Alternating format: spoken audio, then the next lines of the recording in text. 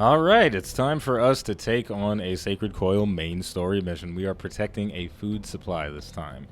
The rewards are 20 intel and 40 credits, and part of the reward is coming from the field team that we have set up here. Field teams are very, very important to maintaining city anarchy as well as increasing your resource income so you can upgrade your guns, buy new stuff, etc. So let's get in there and look at our squad composition.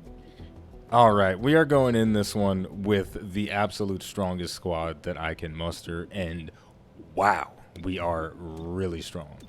Unfortunately, I don't have any epic shotguns to give to my two strongest DPS-focused characters, but that's okay. We've got an epic pistol for Cherub and an epic assault rifle for Patchwork. So Cherub is using a medkit and a medipatch. Claymore has a plasma grenade, a medkit, a breaching charge that he's not going to get to use. And he does have a cool item on his shotgun that he's also probably not going to get to use. It is the targeting system. It hollow targets whatever he shoots at, but the way I have Claymore set up, he doesn't use his shotgun very often, unfortunately. The path that I took is all about throwing out explosives, whereas there is his alternate pathway. You can throw out your Shrapnel Bomb and it will debuff whatever targets are in the radius, and then you can shoot at them and deal additional damage. It's very powerful. Godmother has her final training ability, Step Up. Scoring one or more kills grants the agent a free reload action. So this is almost like having an auto loader on yourself as long as you're able to secure kills, and we should be able to with no problems because of our reflex grip and AP rounds to ignore armor and get potentially 2 standard shots every turn. We've also got the Regen Weave on Godmother, so she is a bit more durable. Finally, Patchwork, she's got that Impetuous Spire, so she has the Banish ability. She takes shots at a target until she runs out of ammo or the target dies.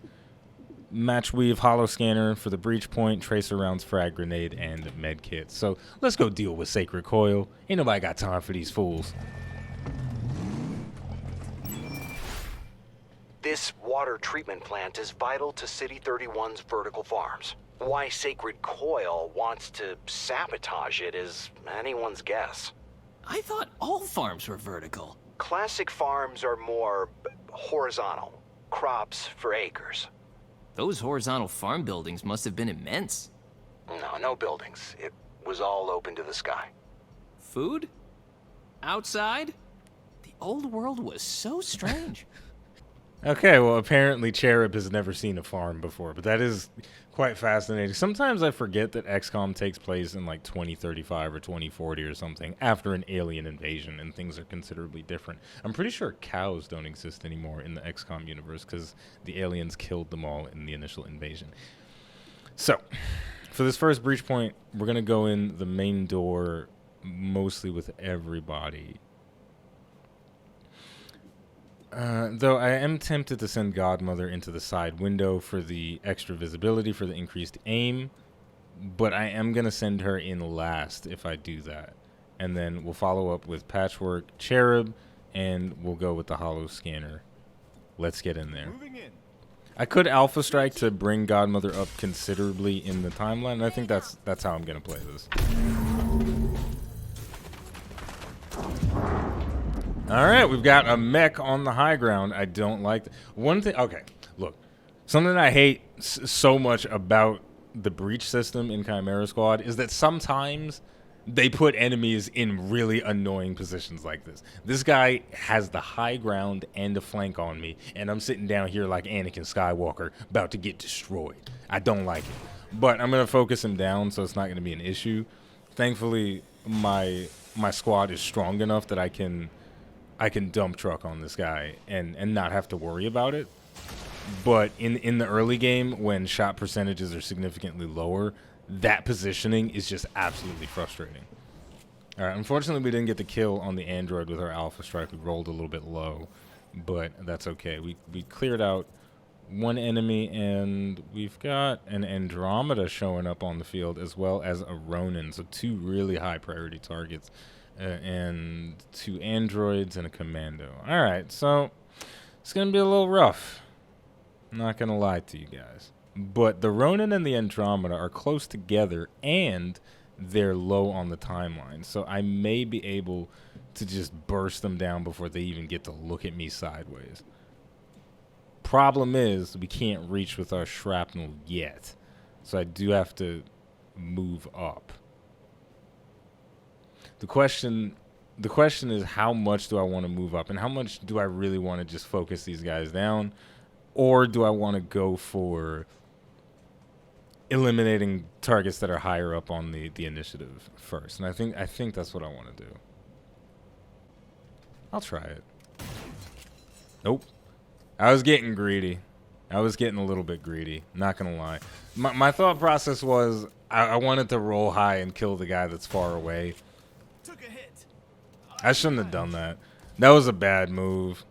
I was being greedy. I wanted to shoot the guy that was flanked because it could have crit him and killed him, and that just would have been nice, but it didn't work out that way. Also, now Claymore is standing next to an android that's going to explode, and there's nothing I can really do about that. I just have to leave him there now, and... Or I could stasis him and then blow up the android, but Claymore can kill the android before it gets to act again, so it's not a huge problem, but I'm not happy with the way that played out. Alright, this commando has the high ground, so I want to stasis it, but I can't see it, apparently. So we have to change positions. Alright, this is going a little bit sloppier than I would like it to start things off. Alright, now we can stasis the commando. This is going to lock him down. So he's not going to be able to do anything until the next round, basically. Which, unfortunately, means we've only delayed the inevitable, really. We haven't saved ourselves from that much grief by doing that. Oh, this is actually playing out really poorly. Well, let's just shield bash the android. Got my target. Now the Ronin and the Andromeda are both gonna look at Cherub with hungry eyes right now, and they're probably going to double team him. But maybe I can do something about it. I can't even get proper line of sight. Oh, I can see them from here, but the problem is the Andromeda has an area attack, so I can't really stack my guys up together. Changing position. So we're just going to move up and then use preparation. Alright, what's the Ronin going to do? Alright, it's slicing at Cherub. No big deal. He's got his kinetic shield, and he has 3 points of armor, so whatever the Andromedon does, it's not going to hurt as much as it normally would on somebody else. Alright, so the Ronin, because for anybody that's never seen one before, the Ronin is basically the Templar from XCOM 2, only it's on the enemy team. Oh no, it shot a glob of acid at Cherub. Alright, well, thankfully, the Andromedon in Chimera Squad is significantly weaker than the Andromedon in XCOM 2, so I'm not super worried about that. The acid burn is not fun, but it's not that bad. Because in XCOM 2, the projectile deals damage on hit and applies acid burn, but this time it just applies acid burn, so we're a little bit better off. Alright, let's try to... I'm not even going to throw the grenades. I'm just going to shoot at this guy. Clearing the board. Alright. Now what do we do? I want to try to deal with this commando when he comes out of his stasis. I'm hoping that he moves so that the Overwatch triggers and probably kills him. But you never really know with this stuff, do you? Or I could just all in him, actually. I'm not gonna do that though because I've set up the plan, so I wanna get the plan to play out. So here's what we'll do. We're gonna use shock on the commando. Or shock? That's not even a thing. Chaining jolt is what it's called. And then cross your fingers, please. I would love for this commando to just run somewhere and then get obliterated by Godmother. Exactly. Hostile down. He's dangling. Breathing room. Alright, he fell. Beautiful.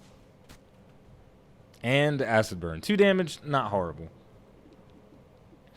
Alright, so we're going to reapply the kinetic shield. Armored up. And does acid burn do something else? Taking 1 to 3 damage over time. Oh, it ruptured us, so we take additional damage with each hit? I think that was from the acid burn. Alright, that's unfortunate. Alright, we're just going to fan fire the Ronin. Did he survive with 1 health? Yes, he did. Yes, he absolutely did. Alright, now he's using everybody's favorite ability, Tempo Surge, which is going to put his face all over the timeline. And just when you thought Godmother was going to be able to stop him, he's got lightning reflexes, so he dodged her close combat shot. I mean, it's fine. We're going to kill him, but the Ronin is just disrespectful. Alright, not worried about that. The kinetic shield is going to mitigate the damage from that big shot. Cherub is going to take a decent amount of damage from the acid, though. Man, my positioning just doesn't feel good right now. Everything feels like it's farther away than it normally is. The maps like this that are a little bit bigger, as soon as we shoot this guy in the throat, let's zoom out a little bit. The maps that are longer like this are considerably harder to play in Chimera Squad, but I like them a lot more. Because Claymore, because a lot of the maps in Chimera Squad are just this tiny little box that is roughly half the size of the room that we're in right now. And when Claymore is in a room like that, the game is honestly stupid. Because he can basically throw his bombs wherever he wants, and he's just the explosive god. And it's funny, and it's a lot of fun, but it does feel kind of cheeky to have so much free reign over the environment and over your abilities. But when things are spaced out and a little bit longer like this, I feel like I have to struggle quite a bit more just to get into position to deal with enemies. So let's ventilate on the Andromeda. We can't properly destroy his cover because he's standing behind a part of the actual terrain. So that does stink, but it's okay. Worse things have happened. But we're seeing it come into play again. Patchwork is just straight up out of range of the Andromeda, so she can't see it properly unless I put her in a position where she is just out in the open. However, this environment is forcing me to think more critically about how I move, because I can move here and still be relatively safe because there's only 1 target left on the field. So I am going to move there, and I'm going to shock the Andromeda. And he's going to come back to life after he dies because that's what he does. The Andromedan it's a little guy inside of a mech suit, and after the guy dies, the mech suit is like, nah, bro, I'm going to avenge you. And he comes back to life. But he doesn't have a gun anymore, so all he can do is melee, and I'm pretty sure he's out of melee range for Patchwork. But in general, the behavior of the Andromedan is, when it's in this form, it only attacks the closest target. And I'm going to make sure that Cherub is always the closest target to it. Just like that. Or I'll just kill it straight away. I'm running low. Everybody's running low on ammo. Now, I honestly, I shouldn't do this. No, this is going to be 100%. Yeah, okay, so it's going to die before it even gets to do anything. But ultimately, I did have to think a bit more critically about everything in this room simply because it was bigger. And I think that might be something that holds Chimera Squad back a little bit, is so many of the environments are really tight and confined. Shows a bunch of Sacred Coil ahead of you. That's a lot of pipes, so careful where you shoot. It sounds like a high-pressure situation. Claymore. I have no regrets. Oh my goodness, these puns. Okay, all units. Alright, first unit through is guaranteed to land their shot. We're going to send Godmother through in the number 1 slot this time. Even though... okay, we'll send her through the number 2 slot. I lied. Because I haven't used the target analyzer yet, so I want to give her that crit. So Claymore's going to be guaranteed to land his shot, which is totally fine. He's going to have that bonus crit from the target analyzer, so this will feel pretty good. Entering. This is another environment that I'm pretty sure is going to be larger than normal, than what we've typically seen. So it is going to be fun to deal with our abilities on this bigger space. Yeah. This is a bigger map. All right, guaranteed to land our shot. Who do we want to hit? We've got an Andromedon again. We've got a mech across the way. But I thought I saw a Guardian. Yeah, let's try and kill the Guardian because he's on alert status, so he'll put up his shield with his alert action most likely, and we kind of don't want that to happen. This shot with Godmother is a bit overkill, so I'm going to use it on... I'll roll the dice. No. Let's take the higher percentage. Let's take the 90% on the Purifier. Yeah, that felt good. With Cherub, we're going to Phalanx so we don't take that shot. And I'm going to hope... Please, Patchwork. You got a 93% chance to crit. And we can do 4 to 6. Come on. This is going to kill him, right? Yeah. And there we go, soaking up the damage. Yeah. This map is very, very large, and whenever I get this map in the early game, I almost always get completely obliterated. It's a pain in the ass. But I mean, look at this. We're slightly surrounded. We got this boy over here off to the side, the Commando, and the Ronin is off in the back. We just have to clear the environment. We don't actually have to tackle an objective. I think I have to protect the device, maybe. But it's time for us to get nutty though, because we've saved our team up for this reason. So we're gonna use it on Godmother, because I want her to go all in on some people. So we're gonna start off with our Shrapnel Bomb. This is gonna be a long turn, by the way.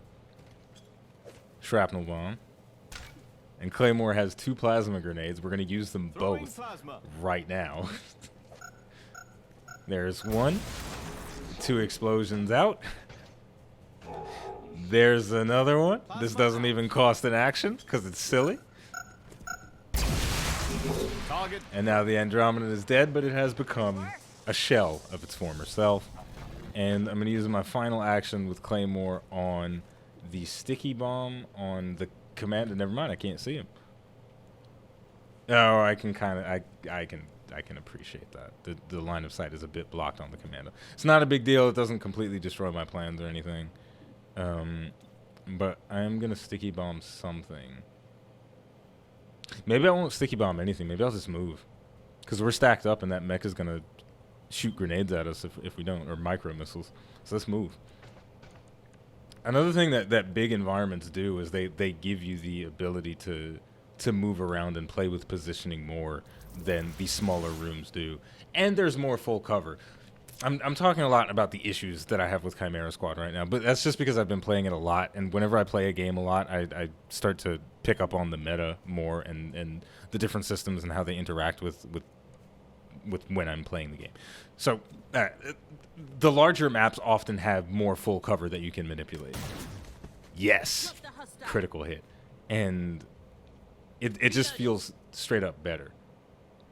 Oh, she automatically takes the reload if she kills the target because of step up. I thought I was going to have to do that manually in the next turn, but if she gets a kill, she just reloads on her own.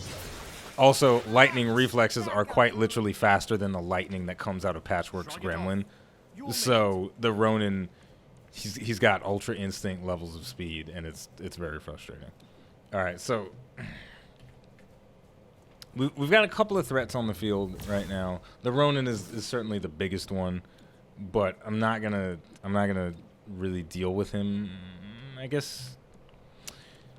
How do I want to do this? I've never really used this ability. Supercharge. You spend all stored charges and increase the damage of allies while placing a hollow target effect on all enemies. I've never really used this before. This sounds awesome, doesn't it? I hope it doesn't have a range limitation. Let's just try it out and see what it's like. Batten down. Okay. Oh, wow. 7 to 9 damage. Normally we do 5 to 7? That's a big boost. So I've got 2 shots here that I can take. Let's see how this does against the mech. There's a big hit. Left him at 2 health. There's no way this kills the Ronin. You might be thinking that the Ronin is probably a better target to focus down, but at the same time, I don't want to run the risk of the mech micro-missiling somebody, so I'm gonna get rid of him. Wow, supercharge is really strong. Look at that reload again. That is so good. And of course, lightning reflexes allows me to completely mitigate my Overwatch again. That's not good. It's certainly not good. He's running amok. Maybe I should have just taken the micro missiles and accepted it as a. Nah, screw that. I accept my choice and I appreciate what I did. I think it was the right call.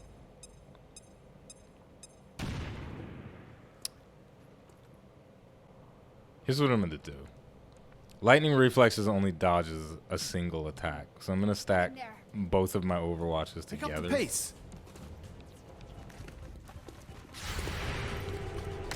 Close combat specialist triggered first, unfortunately, because that is the stronger of the Overwatches. Hey, but we sent him to the moon. Shocked his ass out of here. All right. Andromedon shell a little bit too far away to get his punch. So this went as well as could be expected. We're dealing with high tier enemies, and we're doing a pretty good job. Throwing explosive. Need me to get a clear shot? Nah, I got it, fam. So I'm just gonna put both of these underneath the Andromeda shell. Heads up. Bomb in the zone. And it'll blow up when it blows up. Oh, our supercharge is gone. Okay, so I think it has an increased duration based on the duration of the effect increases with the number of charges spent. So maybe each charge makes it last for a turn, and I only had one charge, so it only lasted for one turn. So that's still really strong.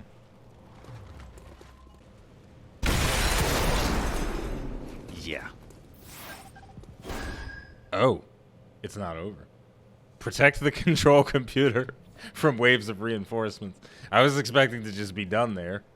All right, time to keep going. Watch your flanks. Let's set up some Overwatches then. But yeah, my squad composition is very meta right now. We've got pretty much all of the strongest characters in the game at our disposal. Many people will debate the strength of Godmother and Cherub, but if you've been watching my playthrough, then it's painfully obvious that both of them are gods that are living among the mortals. And we'll just push her up over towards this door. Oh, there's a third door. Crap. I thought there were only 2 doors that the enemies could come out of. Alright, so let's give Patchwork some protection. This is going to get a little messy, depending on where the enemies come from. Alright, 2 of them are coming out of the space. Oh, there's only 2 of them. There's usually reinforcements come in sets of 3, but I'm not really complaining. Oh, I see what it is. The Andromedon is technically 2 people, isn't it? I'm going to try something clever here. I think I can kill the Andromedon before I use Patchwork's turn, so I'm going to use Preparation on her. Because the tricky thing about this enemy is that when it is in its normal form like this, it is counted as an organic enemy because there's a guy inside and we're killing the guy. But then once the guy is dead, it turns into a machine, so it can take bonus damage from Chaining Jolt. So, how do I want to do this? It's gonna get to act. I can't kill it without it acting. But I can kill it before Patchwork gets to go. So we're gonna send that shrapnel out, and we're actually gonna blast the shrapnel this time, so we can get that immediate damage and some shred. Now the big boy, he's coming. He's coming for the punch. But it's not going to do anything because of the kinetic shield. But now, I'm actually glad that I pushed Godmother up because she is closer to the Andromeda. I pushed her up because I was hoping for enemies to come out of this point. But she's still decently close, but her shot percentage is bad. It's got 6 health, which is annoying. So I can't really kill it. Unless I ventilate, which is exactly what I'm going to do. Reloading. Ventilate is such a cheesy ability, but I love it. I wonder if I reload after a kill with Ventilator. Yeah, I do. Look at that. That makes the ability even stronger. All right, now the Purifier has that mark over his head because he wants to destroy the objective. And he's kind of not a problem, but I'll put him in stasis. Can I see him? No, I can't see him. All right, so I'm not going to put him in stasis. I'm just going to hit the chaining jolt. Yeah, I mean, look at that bonus damage. Because normally it would have just done 4 damage, but now I'm doing 6 to 7. And then Cherub can bash it for the kill. I could have potentially moved there. It doesn't matter. Ooh! I didn't even notice that was going to go so far. Alright, well, that works. No stasis required. Reinforcements coming in this time. They are behind Patchwork. And she doesn't get to go before they do. Houston, we have a problem.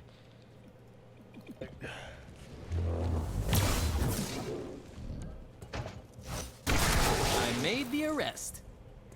Ooh, these guys are way too far. Alright, well, Claymore is basically just out of range for these guys, for him to do his wombo combo. Yet another reason for the big maps sort of balancing the stronger agents quite a bit.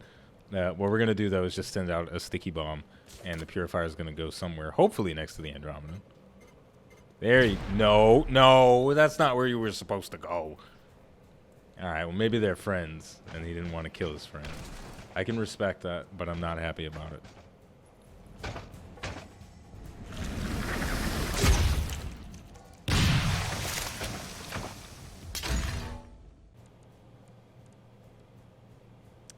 Man, oh man, my units just feel so weak when the map is so big. Because we just can't close distance properly to really deal with stuff the way I want to. And even the turn order is screwing me a lot right now because of where Claymore ends up falling in the order. Because he's not able to throw out both of his shrapnel bombs before the enemies move. Though if I throw one of them there, the enemies, he's not gonna stay in his full cover, is he? What if I just throw them just all over the place? What's gonna happen here if this Andromeda feels like it doesn't have anywhere good to move? Oh, it's just gonna run up and punch Godmother. That's what it's gonna do. Alright, well, she had a kinetic shield, so it's fine, but I still think that experiment was worth it. I don't think there's a way to bait enemies into stepping into shrapnel. Oh my god, how much damage did she take from that? Quite a bit, but we got some damage out too. So ultimately this was beneficial to us that Godmother was pushed up like this, because the Andromedas, they walked into us and triggered her close combat ability. And now I get to flush both of them. Hey, stop it. Flush. Drop the hostile. Charging. And there it is. That was a good mission. I really enjoyed this. This might have been my favorite mission that I've ever done in the game because of the map, the way the reinforcements came in. It felt really good. It felt really good. We captured 2 guys. Chance for additional intel. We kind of went murder squad again, 21 kills, but this is a very lethal squad. I can't help it. I can't help it. Whatever my hands touch explodes or dies or whatever. City 31's Andromedon Sanctuary passed along their gratitude for how you handled the situation. Great work. We located Sacred Coil's Cathedral. It's literally underground, drawing an immense amount of power from the city's grid. They aren't hiding anymore. Whatever they're powering up, we need to shut it down. And just like that, we've unlocked the takedown of Sacred Coil mission. So we're going to get out there and we're going to take them down. Exact same squad composition, exact same item loadout's not going to change a thing. And we are going to absolutely steamroll through them. And it's going to be hilarious how badly they get destroyed. It's going to be great. But I'm going to take a little break before we come back. So stay tuned for more.